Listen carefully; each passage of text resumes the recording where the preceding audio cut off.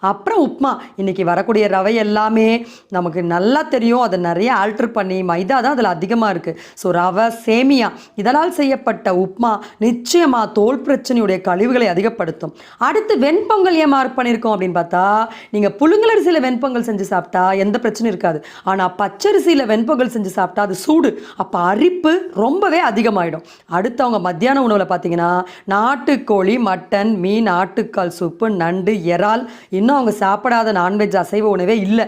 நாட்டுக்கோழி நல்லதுன்னு நிறைய பேர் சொல்கிறாங்க. ஆனால் தோல் நோய் இருக்கிறவங்க அசைவ உணவு எது எடுத்துக்கொண்டாலும் நோயினுடைய வீரியம் அதிகமாகும். அது மறுக்க முடியாத உண்மை. அப்போ அது எதுவாக இருந்தாலும் சரி, கருவாடு, கறிமீன் கவிச்சு, அதனால தான் நாட்டு மருந்து கொடுக்கும்போது கம்ப்ளீட்டாக நிறுத்த சொல்லிடுவாங்க. அடுத்து அவங்களுடைய இரவு உணவு நீங்கள் பார்க்கலாம். முட்டை, ஆம்லெட், ஆஃப் பாயில். அப்போ முட்டையில் இருக்கக்கூடிய பிராய்லர் முட்டையில் இருக்கக்கூடிய கழிவுப் பொருட்கள் தோல் நோயை ரொம்ப